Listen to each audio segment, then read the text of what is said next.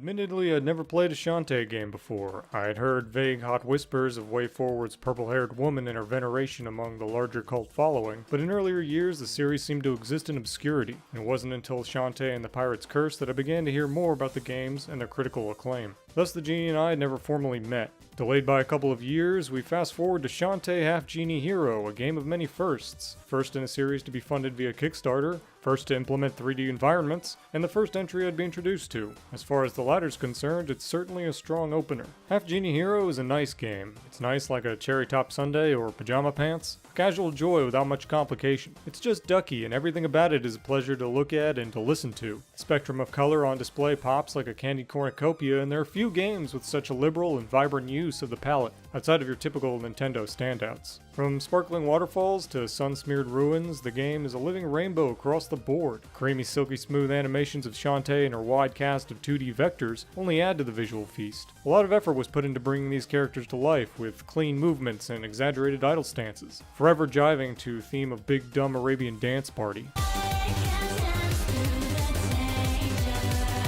Pounding Oriental techno pop brings it all together, and you'll be hard-pressed to avoid the Scuttletown boogie fever.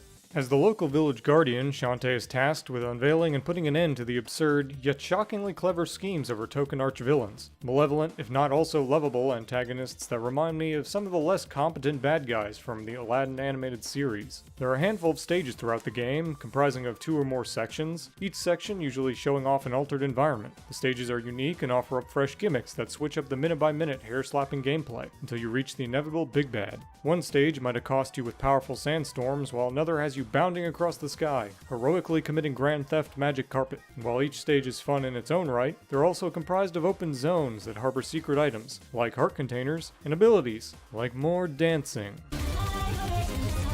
Shantae has access to quite the array of spells, upgrades, and most fabulously dance moves. Spells can be bought at the shop in exchange for non-denominational jewels and are activatable powers that can protect, heal, or do damage while draining your magic bar. Also at the shop are flat upgrades to your shampoo, which is your hair strength and attack speed, as well as items that augment damage taken or magic used. All in all, they're useful in the right situations, but none of them are nearly as exciting as your dances.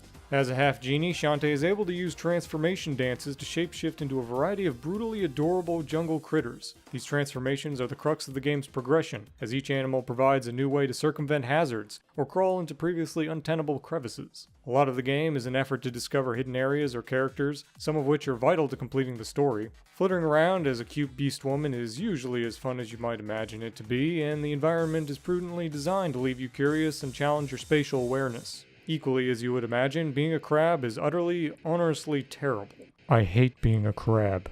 The ability to transform, however, is a double-edged polearm and has a silty hand in digging one of the game's biggest pitfalls, which is the ludicrous amount of backtracking you'll need to do in order to progress the story. There are 6 stages in the game, and you'll probably shimmy through each of them at least 2 or 3 times. The first few levels being the most egregious offenders, having to run through the same areas 4 or 5 times each. The more dances you acquire throughout the story or otherwise, the more you'll want to return to prior stages in order to complete some mundane fetch quest. Often you'll run through a stage perplexed at all the inaccessible vaults of treasure, only to be rewarded with the very dance you needed at the end of the same level.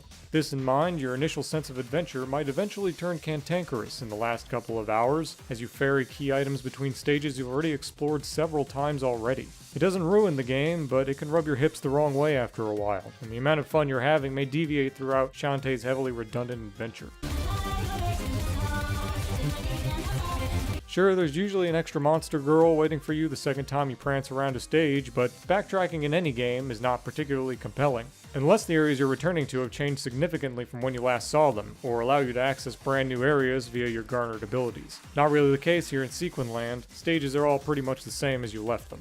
Transformations don't open up new areas at all, like what you might expect from other Metroidvania games. The dances are mostly just used to squeeze into small closets that confide chests or money. It doesn't help that Shantae has no maps for the areas either, despite actually physically acquiring maps to unlock new stages. So you mostly just spend your time jumping, swimming, and clambering around blindly until you find a suspicious nook, trying to recall which drain pipes you've already checked. It's an unfortunate design choice in an otherwise delightful game.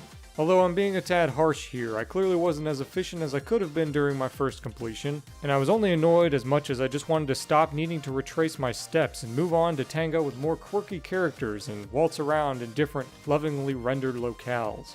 I wanted offbeat, corny dialogue that knows exactly when it's being too coy with its influences. Shantae Half-Genie Hero doesn't do much that you haven't already seen before, but it's more satisfying than any platformer should be, and twice as beautiful. At the end of the day, this off-the-wall contemporary fantasy world is something that I want to keep experiencing and exploring. I yearn for more adventure, the wind streaming through my purple hair, always grooving to the flow of the desert.